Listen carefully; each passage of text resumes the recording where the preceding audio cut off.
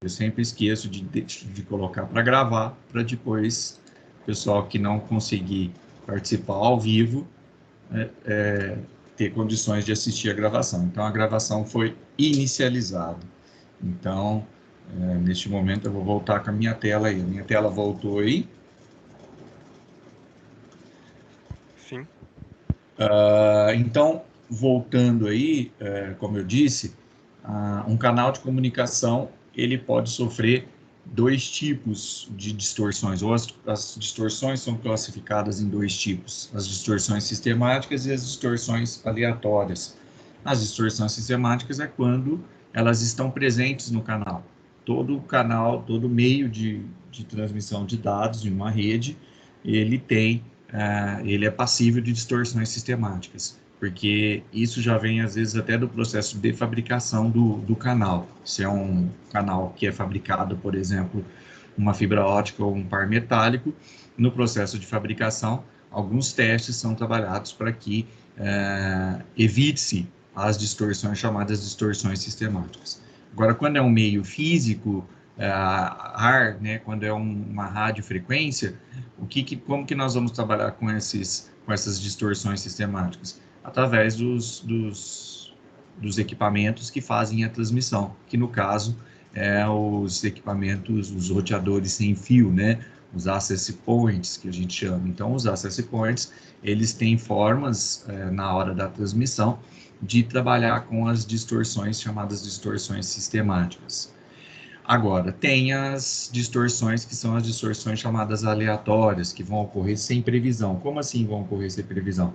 O meio físico, ele pode estar sofrendo uma distorção aleatória causada, por exemplo, por um ruído que está vindo de uma rede elétrica, que está vindo do próprio ar, da própria transmissão de ar, por exemplo.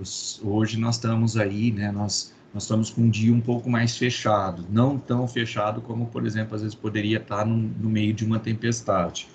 Um dia com uma alta precipitação chuvosa, ela atrapalha as comunicações via rádio. Por quê? Porque ela afeta o meio, que é o ar. Ela torna o ar mais denso, ela torna o sistema de transmissão mais denso, e aí o que acontece? A gente tem mais perda na transmissão, isso quando a gente está falando em ambientes externos, né? Ambiente interno, as redes sem fio não são tão afetadas por precipitações de chuva, precipitações de tempo, mas muitas vezes elas podem ser afetadas nos ambientes internos, eles podem ser afetados, por exemplo, como um telefone sem fio. Um telefone sem fio ele pode causar uma diafonia na transmissão do equipamento do roteador sem fio. Então aí a gente vai chamar de distorção aleatória. E ela é aleatória por quê? Porque ela só vai causar essa distorção quando o telefone sem fio estiver em uso. Se ele estiver lá só quietinho na base dele, sem estar em uso, sem estar funcionando, ele pode não estar causando distorção, ele não pode estar causando ruído ou diafonia na rede sem fio.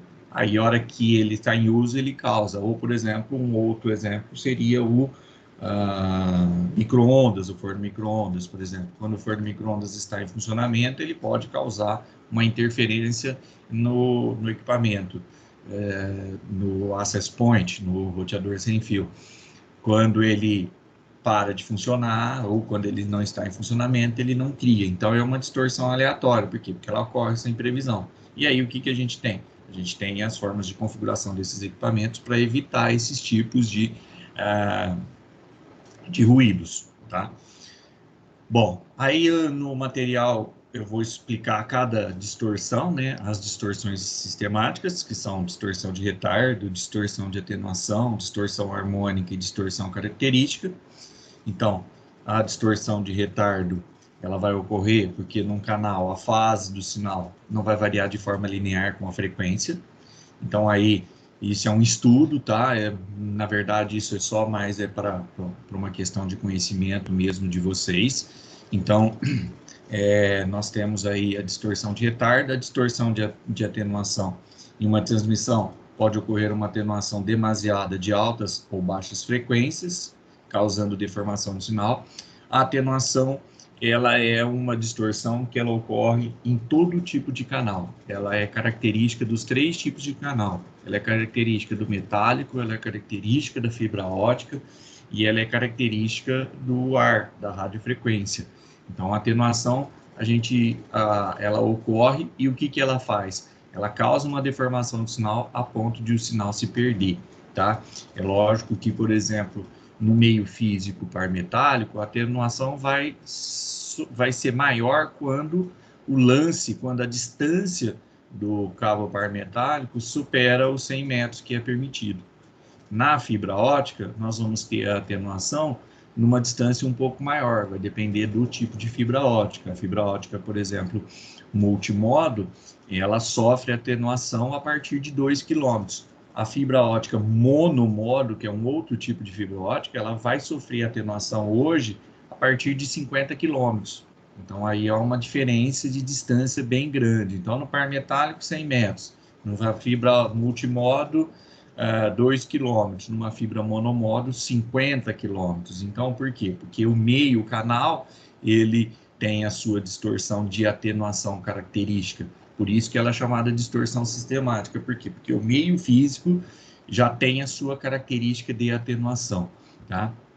A distorção harmônica, ela ocorre quando o sinal passa por estágio de amplificação, onde o ponto de operação foi mal projetado. Onde que eu vou ter uma distorção harmônica característica no meio físico? Quando, por exemplo, eu faço ali o ponto de operação, ou onde que é um ponto de operação? Um ponto de conexão daquele canal, onde que ele vai conectar no transmissor ou no receptor. E ali é feito de má forma. Então, por exemplo, eu posso ter uma distorção harmônica causada por uma ferramenta de crimpagem de cabo ou uma ferramenta de crimpagem do RJ45 fêmea com defeito. E aí eu vou ter uma distorção harmônica ali. A distorção característica é o alongamento dos pulsos, causado pelas limitações de largura de banda do canal. Então, às vezes eu quero transmitir uma grande quantidade de coisas, uma grande quantidade, fazer uma transmissão muito alta, por exemplo, isso que a gente está fazendo aqui, essa gravação desse vídeo, essa transmissão desse vídeo, ela usa grande largura de banda para fazer transmissão. O Netflix, vamos citar aí o exemplo, por exemplo, Netflix, ele usa uma grande largura de banda para fazer a transmissão em streaming, e aí o que acontece? Eu tenho um alargamento do pulso. Esse alongamento do pulso, ele é causado muitas vezes por quê? Porque eu tenho um limite ou uma limitação de largura de banda. Então, eu quero fazer uma transmissão em 4K, só que eu tenho uma banda de transmissão de pouco mais de 10 megabit ou 20 megabit, alguma coisa do tipo. E aí eu tenho um alongamento dos pulsos. Esse alongamento vai fazer o quê? Vai fazer com que haja um retardo, vai fazer com que haja um delay na transmissão, muitas vezes. Nas distorções aleatórias, nós temos alguns exemplos, nós temos algumas situações. A mais problemática para um cabeamento estruturado, a gente chama, são os ruídos, tá? Os ruídos, eles afetam principalmente o par metálico e principalmente a transmissão radiofrequência. A fibra ótica, ela é muito, ou ela é insensível, vamos dizer assim, a ruídos. Ela tem poucas situações em que um ruído externo, em que um ruído, seja ele do tipo térmico ou seja ele do tipo impulsível, afeta a fibra ótica. Então, por isso que a gente está vendo aí que hoje há uma opção pela utilização da fibra ótica. Com essa opção, está acontecendo um barateamento da fibra ótica para a utilização. A experiência que eu tenho tido em dar aula de certificação de Furukawa, eu tenho percebido que já as empresas estão optando até mesmo para redes internas, para redes locais, a utilização da fibra ótica. Por quê? Porque ela tem uma alta largura de banda ela não tem limitação no meio físico, né? O canal ele não tem limitação de largura de banda, o que limita a largura de banda são os equipamentos, só que você tem ali uma situação que você tem ruído praticamente zero, tá? Então, o ruído, ele é uma perturbação elétrica. Se ele é uma perturbação elétrica, ele vai ocorrer aonde? Ele vai ocorrer no par metálico, no cabo de cobre, que é o cabo par trançado que a gente tem aí, que a gente utiliza, e ele vai ocorrer, uma perturbação elétrica, ela vai ocorrer na radiofrequência, tá? Que está transmitindo um sinal de rádio. Ele não vai acontecer na luz, que é a fibra ótica. Ele não vai acontecer numa fibra ótica. Então, isso faz com que as empresas tenham pensado na migração da fibra ótica. Nas perturbações elétricas, nós temos dois tipos, o ruído térmico e o ruído impulsivo. O ruído térmico, tá? Ele é causado pelo próprio movimento dos elétrons, tá? Então, quando a gente está falando de transmissão num par metálico, nós estamos falando de uma transmissão que está transmitindo aí em torno aí, inicia-se, a gente diz que inicia-se a uma tensão de 5 volts, mas dependendo aí, ela pode chegar até 48 volts. Um cabo par metálico, ele pode transmitir uma tensão de 48 volts. Por que ele pode transmitir um par metálico uma tensão de 48 volts? Porque ele tem equipamentos que a gente chama de PoE.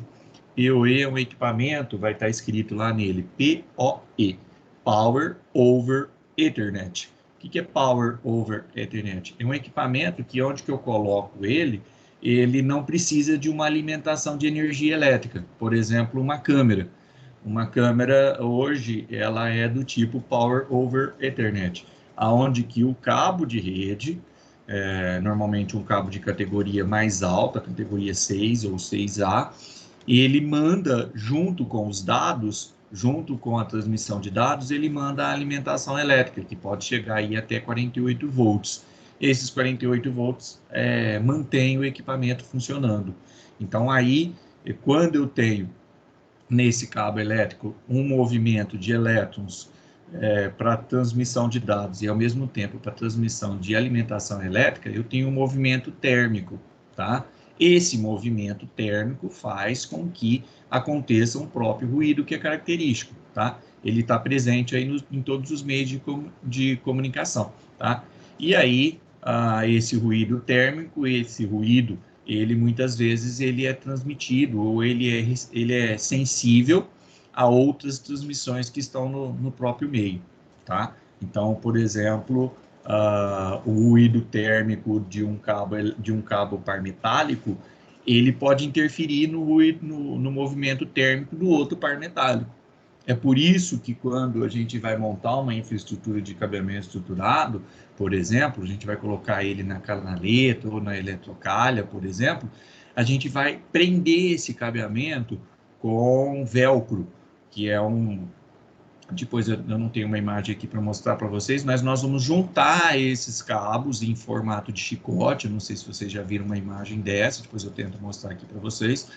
A gente junta esses cabos para quê? Porque o movimento térmico de um cabo, quando ele está junto ao outro, ele se anula. Então, ele não causa. É diferente quando a gente tem os cabos soltos, não estão presos em chicotes. Quando eles não estão presos, o ruído que um causa no outro pode ser determinante na transmissão, pode afetar a transmissão.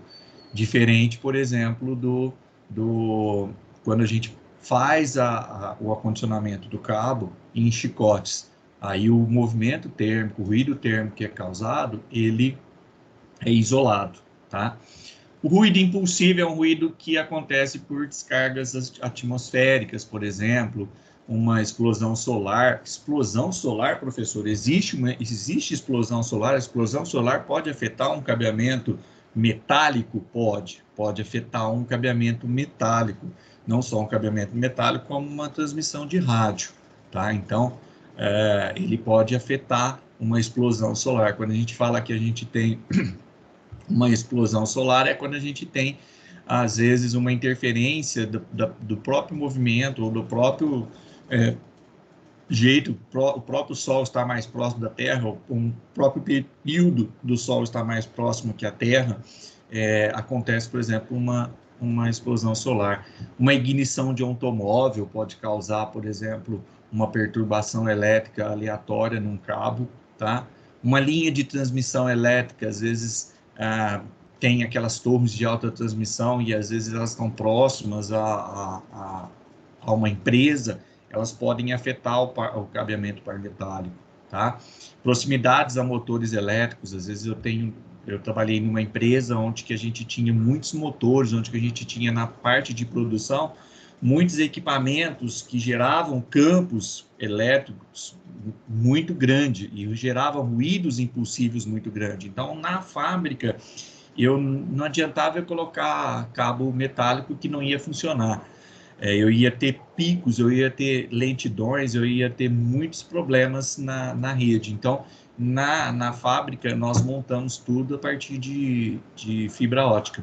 Por quê? Porque aí eu não tinha ruídos impulsivos acontecendo no cabeamento que interferissem a transmissão de dados, tá? Outro caso também, por exemplo, é quando a gente tem as lâmpadas fluorescentes. Hoje as lâmpadas fluorescentes estão sendo trocadas por lâmpadas de LED, as lâmpadas de LED não necessitam de reatores, mas aquelas lâmpadas que a gente tem, por exemplo, na sala de aula, aquelas calhas que tem lâmpadas fluorescentes, naquela lâmpada fluorescente, para ela funcionar, ela precisa de um reator. E muitas vezes a gente vê em empresas o cabeamento passando próximo a essas calhas. E esses reatores, quando eles são acionados, quando eles estão em funcionamento para ligar uma lâmpada, por exemplo, eles estão gerando ruídos impulsivos que interferem no cabeamento estruturado. Então, isso daí é um problema, tá? A diafonia, então, quando dois ou mais sinais distintos em meios de transmissão próximos começam a interferir entre si. Então, por exemplo, diafonia é quando eu tenho um cabo metálico de dados, um par metálico de dados, e junto, próximo, sem uma divisão, sem uma separação física, eu tenho a rede elétrica. Então, eu tenho uma diafonia. A diafonia da rede elétrica interfere no meio de transmissão, tá? O eco acontece dentro do próprio meio, dentro do próprio cabeamento. O eco é isso que acontece quando a gente, por exemplo, vai num local aberto ou num local que tem ali uma barreira e você fala e daí a pouco você ouve a sua voz, né? Aquilo que você falou, você consegue repetir. O eco acontece no meio de transmissão. Por quê? Porque a hora que está sendo transmitido, ele mesmo está colocando, está criando um eco dentro do meio de transmissão. E esse eco são utilizados nos equipamentos que fazem a transmissão, por exemplo, o switch ou a placa de rede, ela tem hoje supressores de eco, para quê? Para evitar com que o meio físico crie esse eco e esse eco interfira na transmissão de dados. Outra distorção aleatória chamada de agitação de fase, ou phase jitter, tá? Ela é uma variação instantânea da fase, tá? Então, ela acontece principalmente quando a gente está trabalhando com modulação. Modulação, já vou explicar nos próximos slides o que é. Então, tem que tomar cuidado com a agitação de fase. Ok? Tudo bem aí? Caiu alguém aí? O Luca tá tentando entrar, ele não consegue. Deixa eu ver aqui o Luca. Ele não está conseguindo entrar? Ele tá perguntando aqui se você colocou o nome dele na lista. Sim, ele está aqui, tá online, estou vendo ele aqui. Bom dia, gente. Consegui entrar. Ô, Luca, bom dia. Bom dia. Então tá bom. Só fazendo uma chamada aqui, ó. O Kaique, o Carlos, o Gabriel, o Lourenço, o Guilherme, a Isa, o Jonatas, o Leonardo, o Marcelo e o Luca, tá aqui presente. Bem-vindo aí, pessoal. Obrigada. Então a aula tá sendo gravada para depois quem perder poder acompanhar, igual a gente fez na aula passada aí. Então eu estou falando aí das distorções que podem acontecer num cabeamento, as distorções sistemáticas e as distorções aleatórias. Só para conceito aí de informações, a gente ter essa ideia do que pode acontecer num sistema de cabeamento. É lógico que a gente não vai, humanamente, por olho, conseguir identificar essas distorções. Por isso que a gente tem equipamentos que, quando a gente termina de montar uma infraestrutura de cabeamento, nós vamos lá com esse equipamento e certificamos esse cabeamento. Nós aplicamos em cada cabeamento, em cada lance de cabo, nós lançamos uma certificação. É emitido um documento por esse certificador, tá? Que na aula passada, na sexta-feira passada, né, eu tinha falado para vocês que, no caso, o mais indicado é um equipamento da Fluke Networks, tá? A Fluke Networks, ele tem um certificador de cabeamento, no que nós temos, o modelo que nós temos no Senac é o DTX 1800, que já saiu de linha, porque a Fluke já lançou um outro, que é uma linha DSX, uma linha um pouco mais avançada, mas que ainda está sendo muito utilizado o DTX 1800. Por quê? Porque ele tem todos na configuração dele, no sistema que ele faz os testes do cabeamento, ele tem como medir todos os problemas possíveis que pode ter um lance de cabeamento. Então, quando nós estamos utilizando, certificando um cabeamento, ele vai conseguir pegar todas as situações. Exceto, por exemplo, às vezes você pegar ali, ele não vai conseguir pegar, por exemplo, um ruído impulsivo. Tá? Um certificador de cabo, ele, às vezes, num determinado momento, ele não consegue pegar um determinado ruído impulsivo. Por quê? Porque pode ser que aquele ruído impulsivo está sendo causado por uma descarga atmosférica. E aí aquela descarga acontece esporadicamente, e aí ela no momento que você vai fazer a certificação, você não tem essa situação.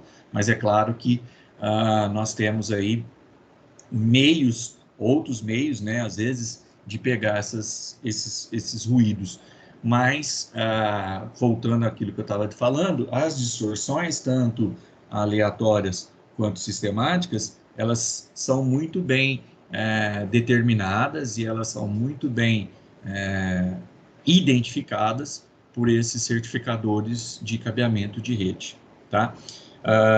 Os certificadores de cabeamento de rede, nós temos certificadores para par metálico, o cabeamento metálico, nós temos para fibra ótica e nós temos certificadores para radiofrequência, tá? Então, a Fluke, a empresa Fluke Networks, ela fabrica esses certificadores para esses 3 tipos de canais, tá? Então, nós temos aí uma tranquilidade quando a gente vai certificar uma rede. Aí você pergunta assim, que empresa que certifica uma rede? Que empresa que vai certificar um cabeamento estruturado hoje, Guilherme? Olha, as empresas que vão trabalhar com sistemas que não podem parar, tá?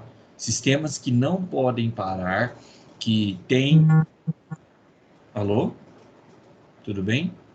Sistemas que não podem parar, sistemas que não podem deixar de funcionar, sistemas que, por característica própria, funcionam 24 horas, 7 dias por semana, 365 dias no ano.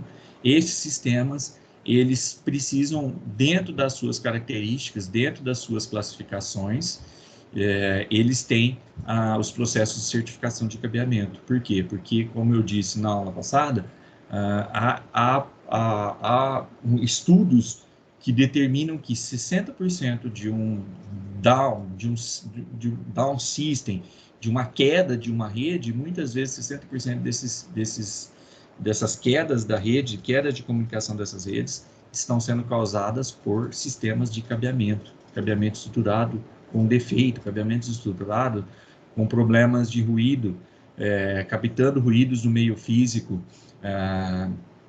captando ruídos externos, com conexões mal feitas, com princípios de fabricação de cabeamento mal feito, qualidade mal feita do cabeamento. Então, aí a gente tem esses problemas aí nas distorções. Então, quando a gente tem aí essas distorções, nós conseguimos certificar o cabeamento ou encontrar essas distorções no cabeamento a partir dos equipamentos de certificação. No caso aí, por exemplo, os equipamentos da empresa Fluke Networks, ok?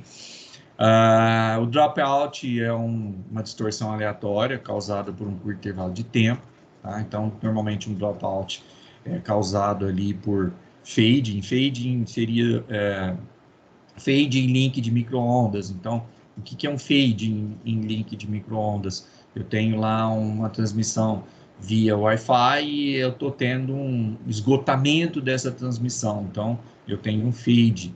Eu também posso ter conexões mal apertadas. Então, aí eu já estou pensando, por exemplo, no cabeamento par metálico, onde eu tenho conectores mal feitos, tá? Então, eu tenho diversas causas aí. Modos de transmissão de um sistema de cabeamento, de um sistema de telecomunicação, pode ser uma transmissão paralela ou pode ser uma transmissão serial, tá?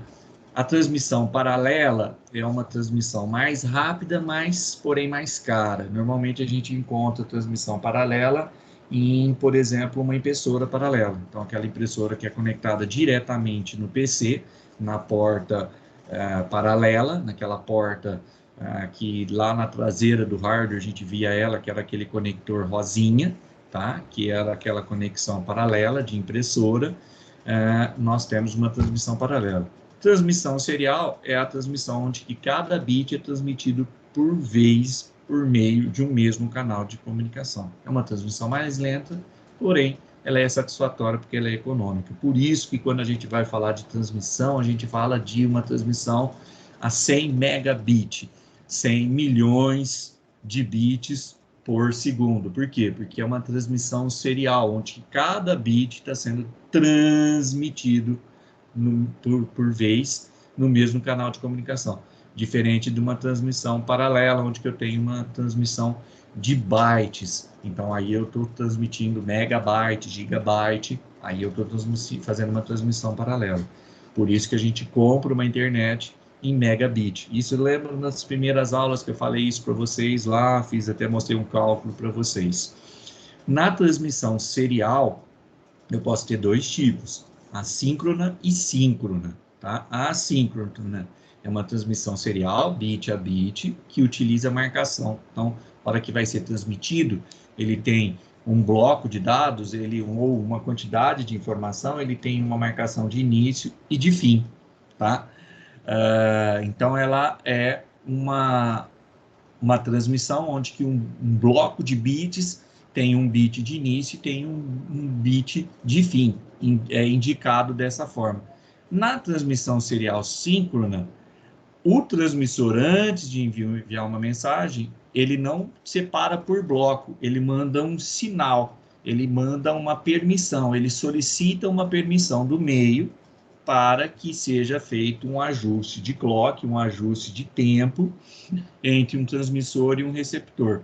Então, eu tenho um transmissor que vai fazer uma transmissão, uma serial síncrona, ele solicita essa transmissão, cria-se, vamos assim pensar, uma sessão de comunicação entre o transmissor e o receptor, ajusta-se o clock de transmissão e ele faz uma transmissão novamente. É um processo mais rápido, a transmissão serial síncrona, mais rápido até que a assíncrona, porque a assíncrona, a única coisa que ela faz, ela pega o bloco, põe uma marcação de início e põe uma marcação de fim, tá? Só que ela tem um problema. Quando acontece um erro, toda aquela transmissão tem que acontecer novamente. E aí é o que a gente vê, por exemplo, no meio físico. Quando um ruído interfere o meio físico, numa transmissão serial assíncrona, aquela quantidade de dados, aquela quantidade de informações que foi sendo transmitida, ela se perde. E aí você tem que fazer a transmissão novamente. Quando há uma transmissão novamente, você sobrecarregou o seu sistema de telecomunicação. Por quê? Porque se você continuar tendo esse problema, se você continuar tendo essa transmissão constantemente, você vai ter sempre problemas aí no seu meio físico. Você está tendo problemas no meio físico e está interferindo a sua transmissão de dados, tá? Nós vamos ter aí os problemas, né? Então, quando eu tenho uma transmissão na presença de ruído, tá? Eu tenho um transmissor que vai fazer a geração do sinal, que vai colocar um sinal de dados no meio, no canal. Ele vai colocar esse dado, esse sinal com uma determinada potência, que é a determinada potência do meio físico, tá? E o que vai ter que acontecer? Lá na recepção, lá no receptor, ele vai ter que pegar esse dado, esse sinal. Esse sinal vai ter que chegar com uma determinada potência, um determinado valor de potência, para que ele possa ser interpretado, para que ele possa ser detectado corretamente. O que acontece? O canal, ao longo do canal, pode ter variações da forma do sinal. Por quê? Porque os ruídos deturpam o sinal, deturpam a frequência. Lembra sempre que lá no começo eu mostrei para vocês um sinal, né, um sinal digital, voltei o slide aí, um sinal digital, ele é uma informação num gráfico de tempo e amplitude dado por uma frequência, né? Um desenho. Esse desenho ou essa informação que a gente consegue ver aí, ela é deturpada quando eu tenho uma variação muito grande provocada por ruído. Então, até tem aí uma imagem que eu estou mostrando ela aí para vocês. Então, onde que eu tenho o TX, o transmissor, e o RX, o receptor. Então, veja, eu tenho no início do TX um sinal digital a ser transmitido. Esse sinal digital vai ser colocado num canal. Esse canal, ele pode ter, por exemplo, no meio dele, repetidores ou não. Repetidor, o que é um repetidor? Um repetidor, ele é um equipamento que faz com que ele pegue o sinal e regenere a potência desse sinal. Faça uma melhora na potência do sinal. Mas muitas vezes a potência do sinal não é suficiente, tá? É lógico, ela é importante, ela determina, a potência do sinal determina como que vai chegar esse sinal lá no receptor, só que muitas vezes, a hora que eu começo a transmitir, veja que aqui na imagem eu tenho um sinal digital, e a hora que ele é colocado no meio físico, ele vai tendo ruídos, tá? Ele vai tendo ruídos, e esses ruídos vão fazendo com que o sinal? Vão deformando o sinal. Veja que aqui, nesse determinado ponto aqui, ó, mais ou menos, ó, o sinal, que era todo quadradinho, todo bonitinho, ele já começa a deteriorar. Ele já está deteriorando. E ele vai chegar lá no receptor, tá? Lá no RX, totalmente deteriorado. Muitas vezes, o que acontece? Ele precisa passar por não só a regeneração da potência do sinal, mas ele precisa também ter uma regeneração do sinal, o que muitas vezes vai ser feito por um equipamento chamado repetidor e regenerador. No nosso caso, no caso nosso aqui, por exemplo, nos sistemas de telecomunicação, na transmissão par metálico, que nós trabalhamos com cabeamento par metálico, quem que faz a função do repetidor regenerador para nós? Quem faz essa função é o switch. Ele que está ali entre a placa de rede e, muitas vezes, o roteador. É ele que está ali fazendo a regeneração do sinal. Então, quando a gente monta lá no Packet Tracer um computador ligando num switch para depois ligar no roteador, para esse roteador mandar esse sinal para outro meio físico ou para fazer uma comunicação, ou quando eu tenho um computador trocando dados com outro computador em uma rede, quem está fazendo ali a regeneração do sinal, muitas vezes, é o próprio switch. O switch, ele pega aquele sinal, aquela potência daquele sinal, e além de melhorar aquela potência daquele sinal, ele regenera aquele sinal para quê? Para que a gente tenha a menor perda possível, a menor perda possível. E muitas vezes essa perda está acontecendo aonde? Ali, da placa de rede até no próprio switch, no sistema de cabeamento. Então, no sistema de cabeamento, está tendo uma deformação do sinal. Essa deformação do sinal, ela pode ser uma deformação tranquila, em que o switch não vai ter muito trabalho para regenerar ele, mas pode ser que seja uma deformação tão grave que o switch, em vez de gastar o seu processamento para fazer a transmissão de dados, para fazer a transmissão, a comunicação entre os equipamentos, ele está tendo que fazer a regeneração constantemente desse sinal. Então, é isso que muitas vezes acontece numa transmissão na presença de ruído. Guilherme, um exemplo de repetidor e um repetidor regenerador. Bom, um repetidor seria um hub. Tá? Um hub seria um repetidor. O que ele faz? Ele regenera o sinal? Não, a única coisa que ele faz, aumenta a potência do sinal. Só que ele não regenera o sinal. Por isso que hoje ele está deixando de ser utilizado. E um repetidor regenerativo. Um switch, por exemplo, é um repetidor regenerativo. Ele regenera um sinal. Um access point, por exemplo, um roteador access point. Eu vou ter modelos que vão ser somente repetidores, que vão pegar a potência desse sinal e vão melhorar a potência desse sinal. E vou ter equipamentos que vão ser repetidores regeneradores, que além de regenerar o sinal, além de melhorar a potência do sinal, regeneram o dado, regeneram a informação. Então, aí eu tenho exemplos disso daí. Perguntas, pessoal, até agora? Tá todo mundo bem aí? Tá, tudo bem por aqui. Tudo bem. Então, tá bom, então. Bom, modulação. O que é a modulação? Modulação é a forma como um sinal é transmitido. Por exemplo, um exemplo de modulação. Um exemplo normal de modulação é rádio. Rádio que a gente ouve. A gente tem rádio AM, nós temos rádio FM. AM é um tipo de modulação.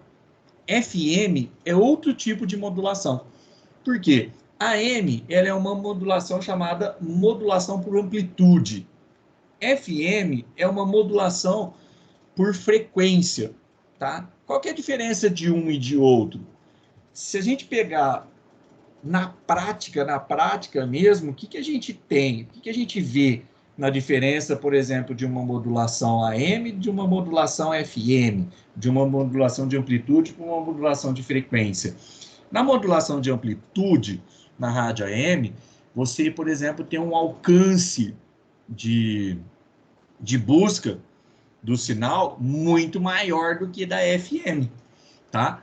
Às vezes você está lá, não sei se vocês já passaram por essa experiência, liga o rádio no AM lá, então você pega lá uma rádio, aí você vai ver a rádio lá do Paraná, por exemplo. Lá de Curitiba, lá do Paraná. Aí você fala assim, nossa, como que eu consegui pegar uma rádio do Paraná? Porque o sinal AM, ele tem um campo de abrasão muito maior, diferente da FM. A FM, ele tem uma potência maior. Como assim uma potência maior?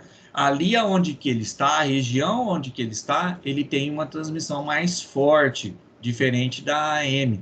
Ele fica mais restrito a um campo menor de atuação.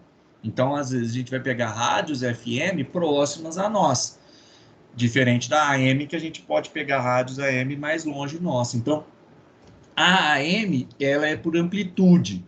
A FM, ela é por frequência, tá?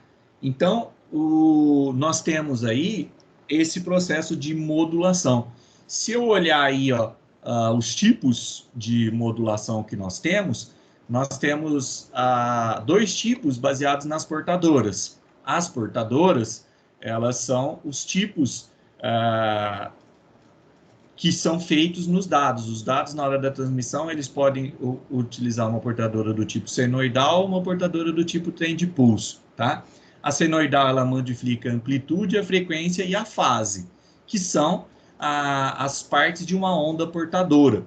Se eu voltar lá na onda, o que são amplitude? O que é a amplitude dessa onda? O que é a amplitude de uma onda? Deixa eu pegar aqui o slide, aqui, ó, amplitude de uma onda. Então, aqui, ó, eu tenho a amplitude, é o ponto maior ou o ponto mais alto, que a gente chama de crista, ou o ponto mais baixo, que a gente chama de vale de uma onda senoidal. Então, isso daqui é a amplitude dela, tá? Essa daqui é o tempo dela, ou a fase dela, o tempo que ela parte do ponto zero, atinge o seu ponto mais alto e desce, atinge o seu ponto mais baixo e volta novamente para o ponto zero. Então, é o tempo dela, tá? Então, eu tenho ali o período, né, o tempo, tá? E a fase é onde que está a posição do sinal no instante zero.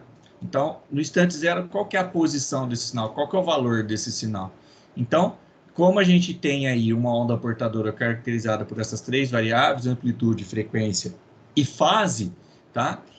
As portadoras, elas podem ser de dois tipos. A senoidal, que quando ela vai ser o dado, a informação, vai ser portado numa onda do tipo senoidal, ela vai modificar a amplitude, a frequência e a fase da onda, ou quando ela é trem de pulso, ela modifica a amplitude, a largura do pulso e a posição relativa do pulso, tá? Normalmente, quando a gente vai transmitir dados binários, quando a gente está fazendo uma transmissão digital, uma transmissão binária, a gente utiliza uma portadora chamada portadora trem de pulso. E aí eu tenho os tipos de modulação. Então, eu falei, por exemplo, dos dois primeiros tipos para vocês, AM e FM, para transmissão de voz, para transmissão de áudio, tá? Mas eu tenho outros tipos de transmissão, outros tipos de transmissão de portadoras. Por exemplo, a fibra ótica, ela utiliza uma transmissão chamada On-Off Shift Keying, ou OOK. OOK, o que é isso?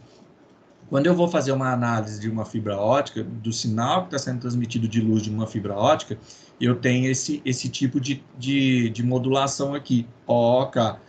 A representação de sinal bit 1 numa fibra ótica é a presença de luz. E a representação do bit 0 é a ausência de luz. Aí você pergunta assim, mas Guilherme, como assim? Se, por exemplo, eu olhar uma fibra ótica, eu vou ver sempre luz dentro dela, vou ver sempre a presença de luz dentro dela. É que, para nós, essa frequência ela é tão alta que a gente não consegue, o olho humano, identificar isso. Só que quando a gente coloca um equipamento, um equipamento que vai fazer uma análise mais detalhada, a gente vai perceber que a fibra ótica, a luz dentro da fibra ótica, ela transmite um bit 1 e um bit 0 com ausência e presença de luz, por exemplo, tá? É diferente no par metálico. O par metálico seria tensão alta e tensão baixa, ou quando eu tenho 5 volts positivos e 5 volts negativos, ou quando eu tenho 5 volts positivo ou 0 volts, aí eu tenho o bit 0 e o bit 1 na transmissão de dados, tá? Então aí, só para vocês terem uma ideia aí, então, por exemplo, um sinal binário, que é uma informação de zeros e uns, ele vai utilizar uma portadora. Dependendo do tipo da portadora, esse sinal vai ser alterado. Então, por exemplo, se eu utilizar aqui, ó, esse tipo aqui, ó, de modulação ASK, Amplitude Shift Keying, olha o que acontece com o processo de modulação. A hora que eu vou fazer a interpretação do sinal que está utilizando esse tipo de modulação do tipo ASK, aonde que eu tenho o bit 0, eu tenho uma informação de uma frequência normal, de uma onda senoidal normal.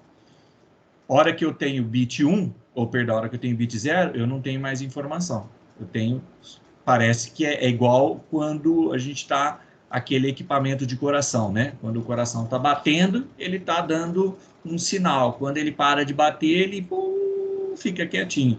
É a mesma coisa aqui. Então, a modulação, ela pega uma portadora, ela pega um tipo de sinal portador, e junta-se com o sinal binário para que aconteça a transmissão. É desse jeito que o equipamento transmissor vai fazer a transmissão e é desse jeito que o equipamento receptor vai entender qual que é o valor desse sinal binário. Então, se os equipamentos estão utilizando uma modulação, por exemplo, do tipo FSK, eu tenho a informação recebendo e sendo transmitida e recebendo desse jeito. É por isso que o equipamento consegue identificar o que é bit 0 e o que é bit 1 na transmissão. E aí ele vai agrupando esses dados. Tá bom? Perguntas? Até o momento, não. Até o momento, não? Eu estou passando aqui os conceitos de transmissão de princípios de telecomunicação, são conceitos, tá? Porque o que eu quero mesmo aprofundar depois é o sistema de cabeamento. Então, até então, eu estou fazendo uma introdução aí nos princípios de telecomunicação com vocês, tá bom? Bom, continuando. Multiplexação. O canal de comunicação, algumas vezes, possui uma largura de banda muito superior à do sinal. E como sistemas de comunicação costumam ser ponto a ponto, há um desperdício. Então, o que é uma multiplexação? Só para vocês terem uma ideia. Em fibras óticas hoje, na transmissão de fibras óticas hoje, uma única fibra ótica que tem a espessura de um fio de cabelo, tá? Eu consigo fazer um sistema de multiplexação mais básico possível. O sistema de multiplexação mais básico possível com um sistema de fibras óticas hoje é eu fazer a transmissão TX e RX na mesma fibra ótica, que tem a largura de um fio de cabelo. Tá? Então, só para resumir o que é uma multiplexação. A multiplexação é quando, num único meio de transmissão, eu consigo fazer a transmissão de mais de um dado, ou de mais de vários dados ao mesmo tempo, de pessoas diferentes. Como assim, Guilherme? Por exemplo, em fibras óticas, hoje, estudos já dizem que a gente consegue fazer transmissão em uma fibra ótica, que tem a espessura de um fio de cabelo, nós conseguimos fazer a transmissão de até, em estudos que já estão funcionando, de até 264, se eu não me engano, 256, desculpa, 256 canais diferentes. Até 256 canais diferentes. Como assim 256 canais diferentes? Então, imagina que eu tenho uma fibra ótica que sai de uma empresa, de uma operadora de telecomunicação, e essa fibra ótica, a hora que ela sai, a partir dali, a partir do equipamento que manda o sinal para essa fibra ótica, ele já faz um processo de multiplexação. E nesse processo de multiplexação na fibra ótica, eu divido em canais de comprimentos diferentes para atender 256 clientes, por exemplo. Numa única fibra ótica, eu estou transmitindo dados diferentes para 256 clientes diferentes. Então, imagina que dentro desses 256 clientes, naquele determinado momento, naquela fibra ótica, eu posso estar, um cliente está assistindo Netflix, o outro está navegando, o outro está baixando um vídeo ou fazendo um download de um arquivo, o outro pode estar conversando via Skype, o outro pode estar jogando, tudo isso numa única fibra ótica. Numa única fibra ótica que tem a espessura do quê? De um fio de cabelo. Então, imagina a tecnologia ou a telecomunicação, a que ponto ela está chegando, até que ponto ela está chegando para atender isso. Por exemplo, aí o exemplo que ele tem no material é as conexões ADSL, a conexão antiga de internet, ou que ainda existe em alguns ambientes, tá? Então, por exemplo, uma conexão ADSL, eu chego com um cabo metálico em um ponto específico de um bairro, que a gente chama de armário óptico, ou armário de telecomunicação de um bairro. Não sei se vocês já viram no bairro de vocês, aqui no meu bairro tem até próximo aqui a casa, tem um bairro, e eu chego ali com um cabo par metálico, ali nesse ponto, E por multiplexação, eu saio com uma fibra ótica, eu entrego para os meus clientes via par metálico até 480 clientes via par metálico, mas chegou nesse armário uma fibra ótica, uma única fibra ótica para atender, por exemplo, 480 assinantes. Com uma única fibra ótica eu consigo atender 480 pares metálicos. Hoje eu consigo atender via fibra ótica 256. Na fibra ótica eu tenho uma quantidade menor. Por que eu tenho uma quantidade menor? Porque na fibra ótica eu tenho uma largura de banda maior. Diferente, por exemplo, no ADSL, na rede ADSL, nas redes, no serviço de internet do tipo ADSL, eu tinha conexões do quê? De 2 mega, no máximo aí 10 megas. Na fibra ótica eu tenho conexões de 100 mega, 200 mega. Então eu tenho aí um processo de multiplexação um pouco diferente. Então, resumindo, o que é uma multiplexação? Multiplexação é eu pensar que eu venho com um sinal por um meio de transmissão. Esse meio de transmissão pode ser normalmente hoje é uma fibra ótica, e essa fibra ótica está transmitindo, nessa fibra ótica de espessura de um fio de cabelo, ela está transmitindo dentro dela vários canais de vários clientes diferentes, sem que um cliente saiba que está recebendo dado de outro cliente naquela mesma comunicação. Por quê? Porque a multiplexação separa os dados por canais, e os canais não se comunicam. Então, a multiplexação hoje ela é muito utilizada. Eu vou dar um exemplo de multiplexação que eu vi. Os institutos federais, tá? Em Sertãozinho tem um Instituto Federal, Barretos tem um Instituto Federal, por exemplo, eles recebem um sinal de internet que parte de um único backbone, de uma única fibra ótica vindo de São Paulo. Essa fibra ótica ela vem passando por determinados pontos e ela vai ramificando.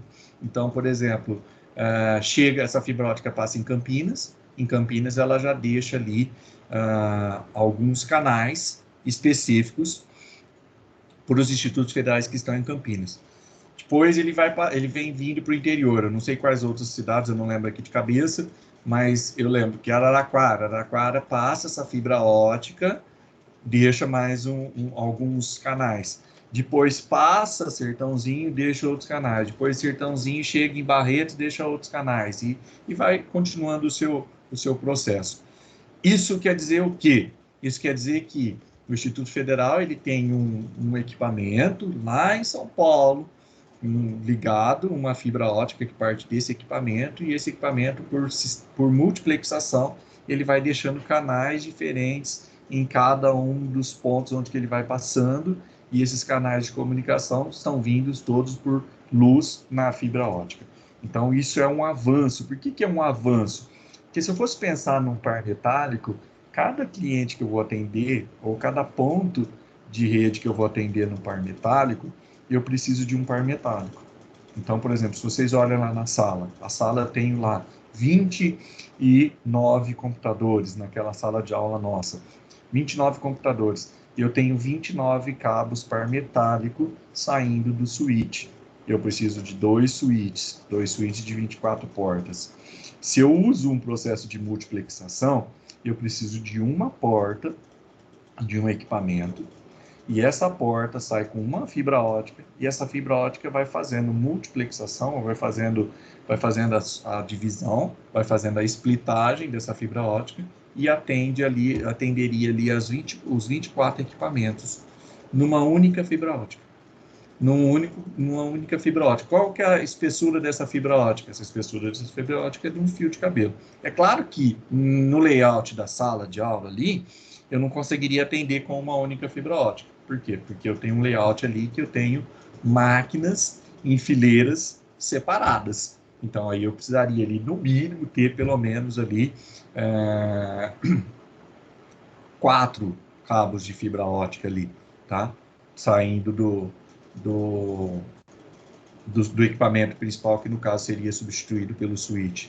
Mas, se eu substituir isso, se eu fizer essa substituição ali, o tanto de de espaço que eu vou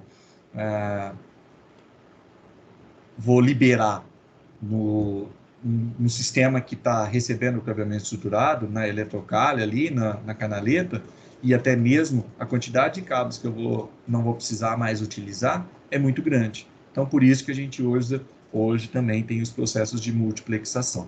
Tá? Perguntas? No caso, nesse exemplo aí que você deu, Nonino, o que vai receber esse cabo de fibra ótica é o receptor do sinal, né? Que vai sair do switch, já cabos par metálicos, no caso do exemplo da nossa sala, para os computadores, né? Isso. A economia vai ser nessa parte da recepção dos dados. A transmissão continuaria normal no layout que a gente conhece.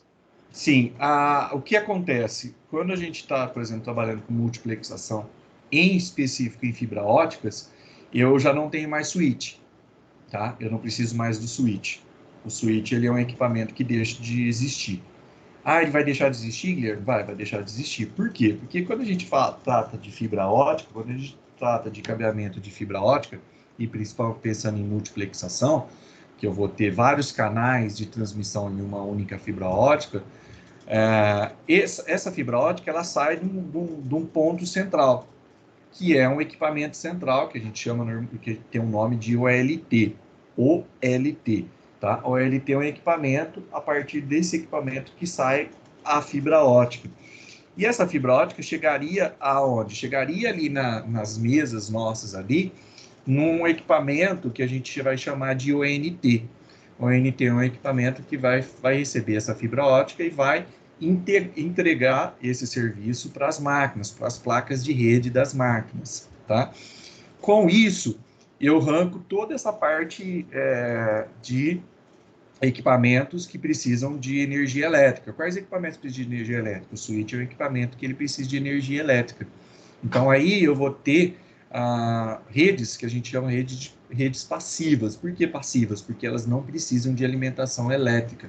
Então, quando eu tenho um meio sendo transmitido, uma fibra ótica que transmite para vários canais através do processo de multiplexação, eu não preciso de equipamentos para regenerar sinal. Por quê? Porque uma fibra ótica, por exemplo, a mais simples que seja, que é, no caso, a fibra ótica do tipo multimodo, eu consigo atingir 2 km de distância.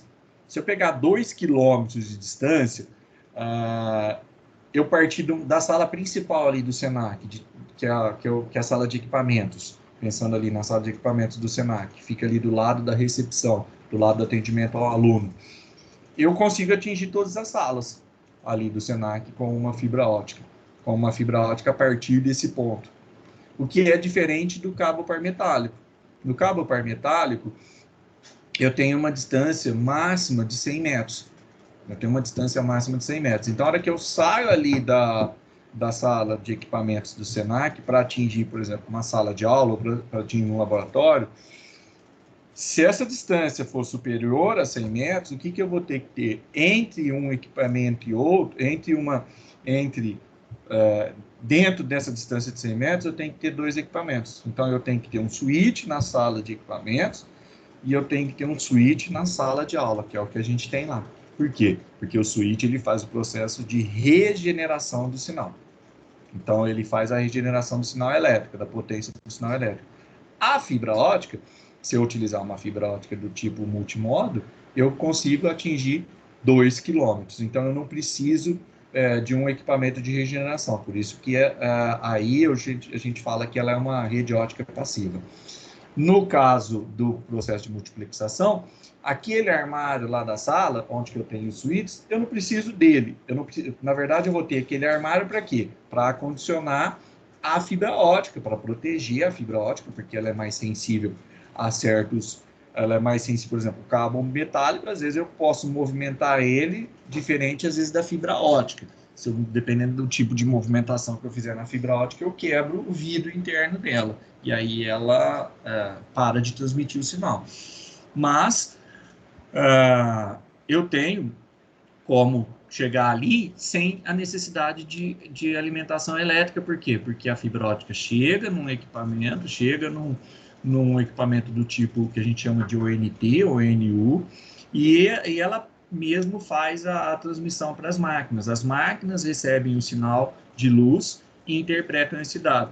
Com um cabo de fibra ótica, eu consigo, por exemplo, atender ali a demanda de 29 máquinas que eu tenho no meu laboratório, sendo que para atender a demanda hoje do meu laboratório no cabo par metálico, eu tenho a necessidade, por exemplo, de 29 pares de cabos de par metálico. Por quê? Porque cada porta do switch é uma placa de rede, diferente da fibra ótica, que ela já vem lá da sala de equipamentos, a partir do processo de multiplexação, e chega nas máquinas por uma única fibra ótica.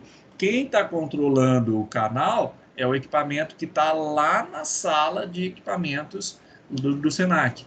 E eu não preciso do switch para fazer esse processo de dizer qual porta é específico de qual máquina ou de qual ponto de telecomunicação. Não sei se vocês conseguiram entender. Sim, sim. Isso já me ajudou a entender muito melhor. Obrigada.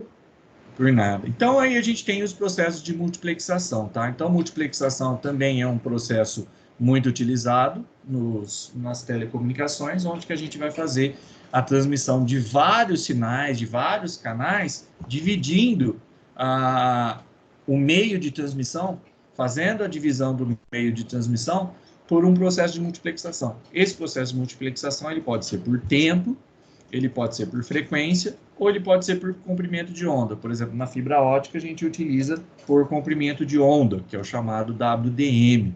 Tá? WDM é uma multiplexação por comprimento de onda. Na linha telefônica, por exemplo, normal, a gente utiliza a divisão de frequência. Então, quando a gente tinha a transmissão ADSL, a transmissão ADSL era um processo de multiplexação por divisão de frequência. Então, o que era uma multiplexação por divisão de frequência? Eu tinha lá no telefone, eu tinha uma parte da transmissão era para dados, que era para internet. A outra parte era para voz, que era para telefone normal. Por isso que quando a gente tinha, ou quem ainda utiliza, não sei se da galera aqui que está aí na sala de aula, utiliza ainda a ADSL, porque às vezes não chega no bairro, né, uma fibra ótica para fornecer um sistema de fibra ótica, utiliza-se ainda o conceito da ADSL, da rede de banda larga do tipo ADSL. Eu tenho lá na ponta, para que não haja um ruído na hora que você vai utilizar o telefone, eu tenho um filtro. Esse filtro faz o quê? Ele separa.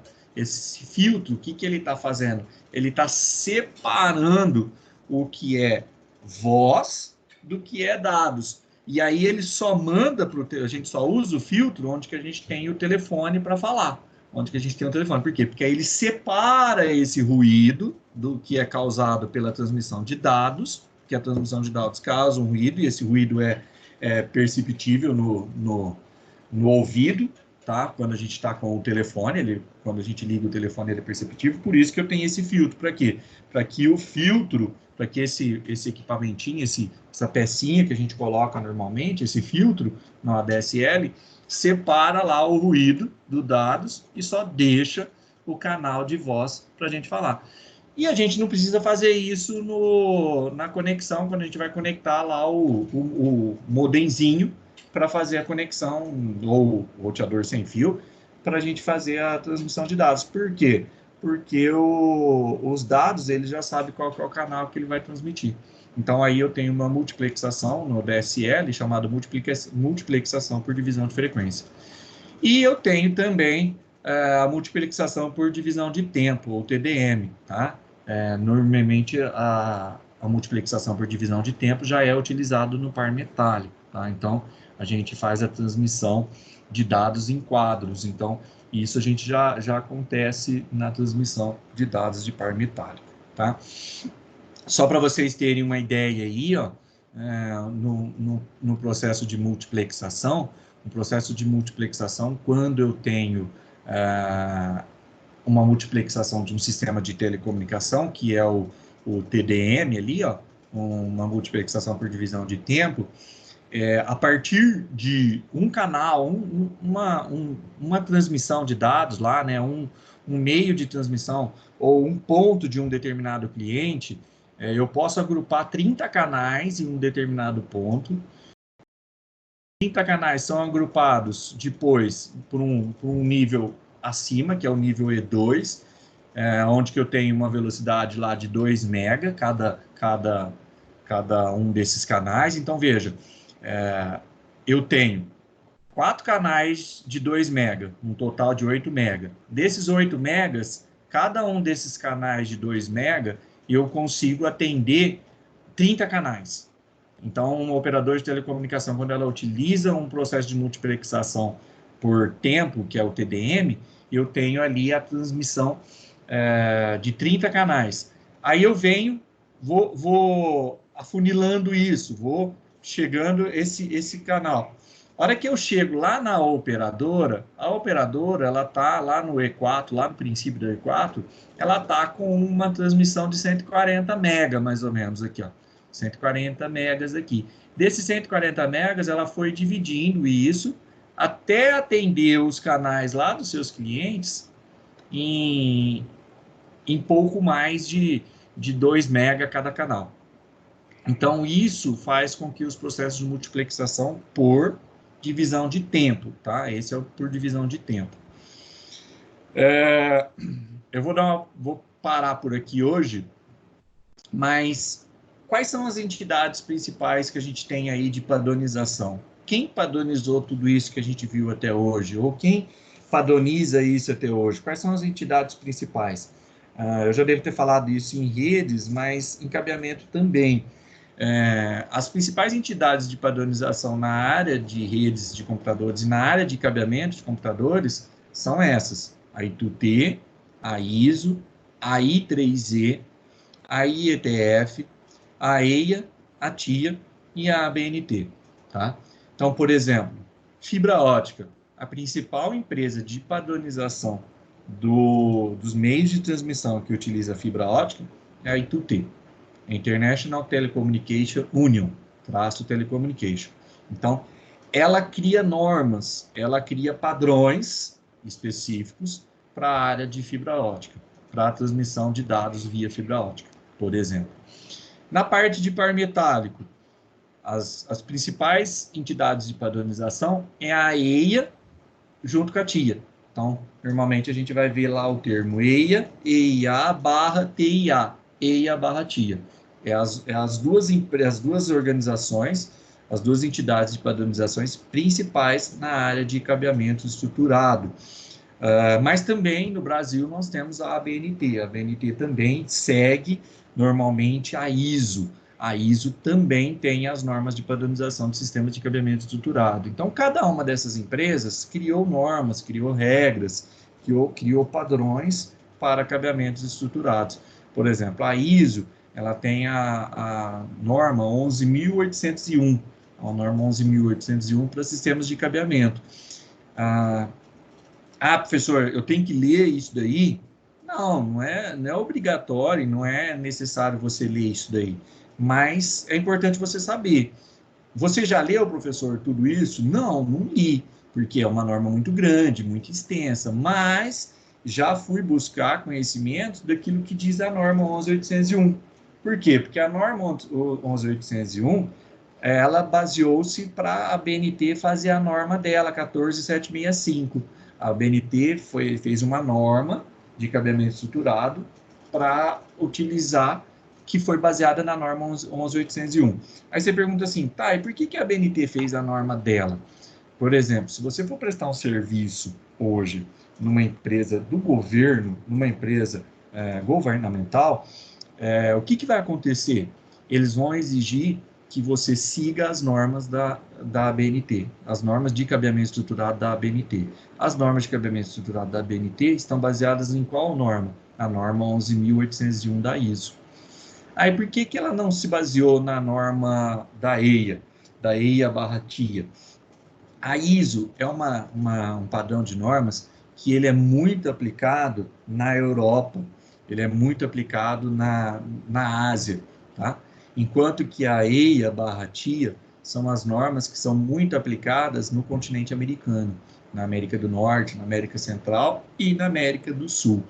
Não que a gente não possa utilizar as normas do padrão da ISO. Pode, sem problema nenhum, porque se a gente for seguir ordem hierárquica, tá?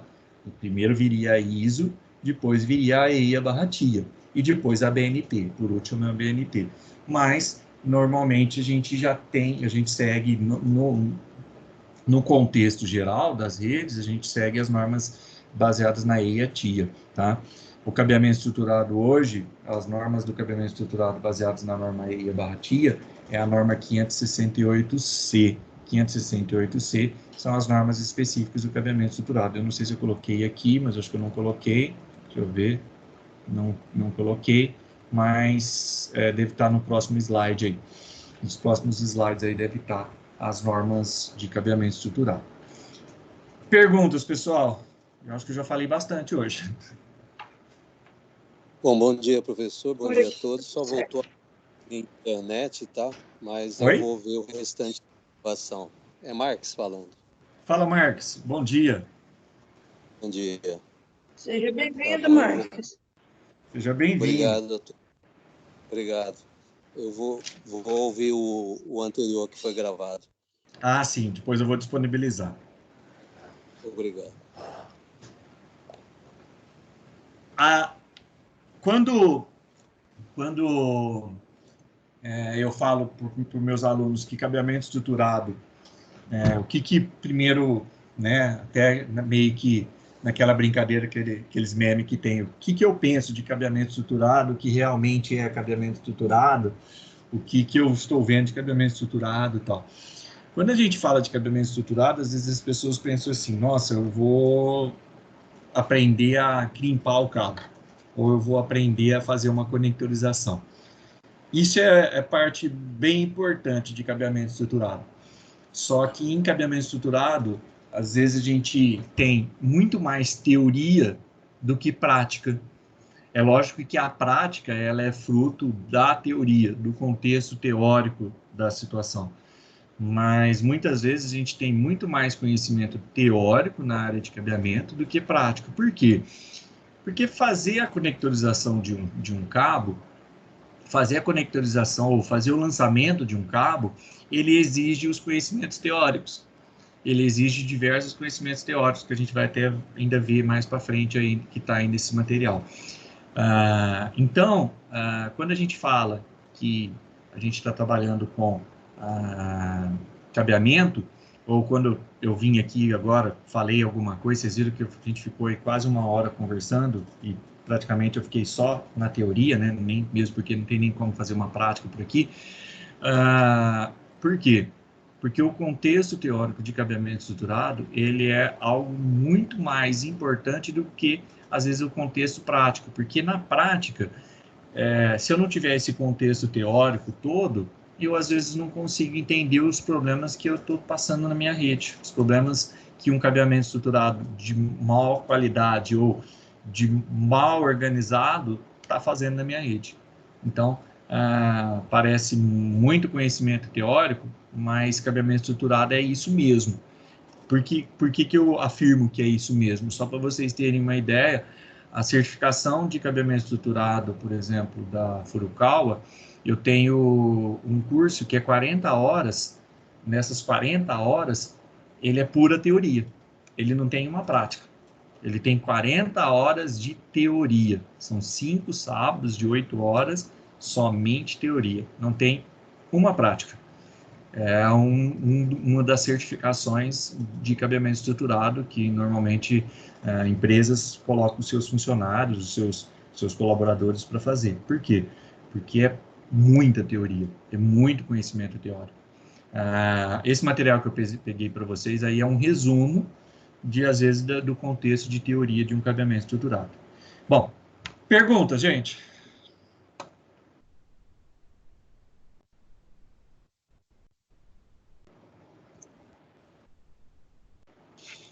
Sem perguntas. Sem perguntas? No meu caso, sim. Olha, a sala hoje está cheia, ó. Kaique, Carlos, Gabriel Lourenço, Gabriel Ribeiro, Guilherme, a Isa, o Jonatas, Leonardo, o Marcelo, o Marques, o Luca e o Miguel. Nenhuma pergunta? Pergunta por escrito aqui. Deixa eu ver aqui se tem alguma pergunta por escrito aqui. Kaique, tranquilo, sem perguntas. O Marcos dizendo que está com problema de conexão. Sem problema, depois assiste a aula gravada.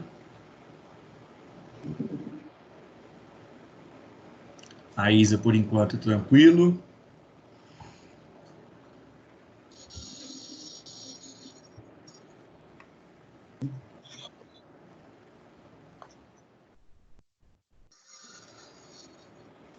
E aí, pessoal, tranquilo aí? Sim, sim.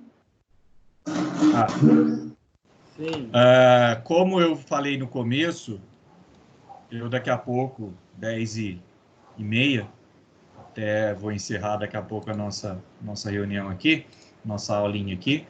10h30 eu vou ter uma reunião com a Josi, que é a gerente do Senac, e eu imagino que a gente deva ter alguma orientação sobre como que será a sequência, né? Como será a sequência de toda a situação aí, né? De todo esse momento que a gente está passando aí, tá? Então, eu estou esperando aí, eu vou ver o que sairá dessa reunião hoje. E aí a gente passa depois, vai passar orientações para vocês aí, o Cristiano, o Bruno e eu, nós iremos participar aí dessa reunião hoje.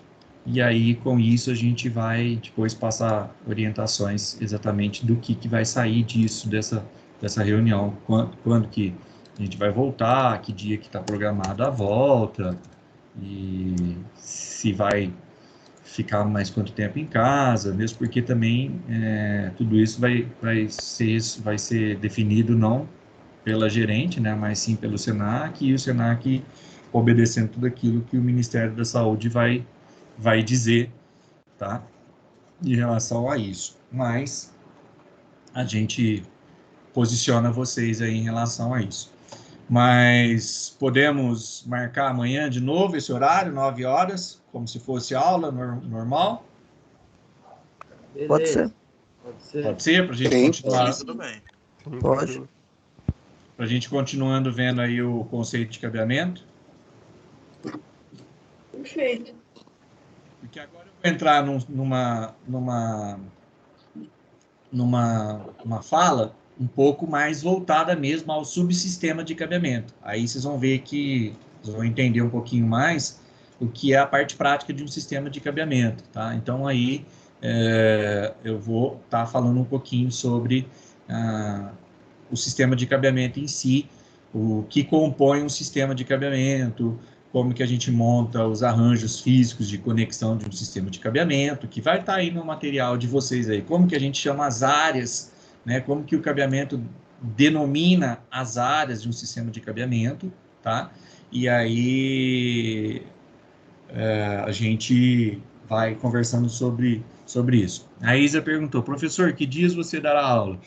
Então, Isa, eu tô obedecendo os dias de aula normal que nós teríamos, que é segunda e terça, e até semana passada seria sexta, porque eu estava substituindo o Cristiano até semana passada na sexta. Então, essa semana voltaria segunda e terça. Então, na segunda e na terça, eu venho com vocês para a gente fazer essa aula exatamente aí. Não quero estender muito essa aula, tá? Não quero que essa aula fique muito puxada, mesmo porque nós vamos depois fazer uma revisão disso em sala de aula. O que eu estou tentando fazer aqui é pegar esse material que eu passei para vocês e ir trabalhando para a gente tirando alguma dúvida, vendo o que vocês leram, perguntando, para a gente conversar, tá? Mas então fica marcado então para amanhã, novamente às 9 horas. Amanhã também vou parar às 10, porque amanhã eu tenho reunião com a Érica, tá? Às 10 horas, toda terça e toda quinta, nós estamos tendo reunião com a Érica. Então, nós conversaremos amanhã até às 10. Eu estava até pensando, amanhã, 8h30 seria legal a gente começar, em vez de começar às 9. O que vocês acham? Por mim pode ser também. Pra mim, Bom, eu não tranquilo sei se eu também. vou conseguir estar presente 8h30. Até às 9. Hoje foi um pouquinho difícil, mas pode ser sim. Qualquer coisa eu vejo depois. Isso, aí vai estar gravado, né? Por mim também, tudo certo. Não, então vamos amanhã só marcar às 8h30, porque ó, hoje já foi praticamente aí, ó, da hora que eu comecei a gravar até agora, 1h49, tá marcando aqui, de aula. Então, assim, amanhã a gente começa às 8h30, porque às 10 horas amanhã eu tenho que sair, porque eu tenho reunião com a Érica. Na verdade, eu saio daqui e já entro na outra sala, que é no Teams mesmo. Então, só para a gente alinhar isso, tá bom? Então, fica amanhã, então, marcado para as 8h30, ok? Aí eu deixo o aviso, igual eu deixei hoje, eu deixo agendado lá no calendário para a gente. Mais alguma pergunta, pessoal? Em relação ao material? Uma fala minha para vocês. Aquele exercício que eu passei para entregar, eu vou fazer a correção dele gravada. Então, eu vou gravar, vou fazer a correção aqui, vou gravar ela, vou fazendo ela parte por parte, gravar e vou disponibilizar para vocês assistirem e acompanhando a correção do exercício que eu passei na última aula, que foi no dia 16, lá em sala de aula. Então, eu vou fazer a correção daquele exercício Packet Tracer e vou deixar gravado aqui. Aí, vou gravando parte a parte e vocês vão analisando. Show. Beleza, Nonino. Beleza? Tranquilo. Beleza. Então tá bom, então. Gente, um bom dia para vocês. Assim que eu encerrar aqui, a aula vai ficar disponível para vocês. E aí amanhã a gente se vê às 8h30 para a gente continuar o conhecimento aqui de cabeamento estruturado. E amanhã, depois da reunião de hoje, amanhã eu devo ter aí alguma orientação mais detalhada sobre o que ficou definido aí, ou que vai estar sendo definido aí na reunião de agora a pouco aí com a Josiane, tá bom?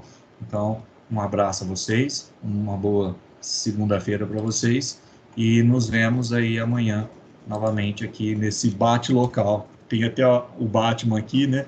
Tem até alguém com a cara do Batman aqui, ó. Nesse bate-local aqui, nessa bate-caverna, nos encontramos novamente aqui.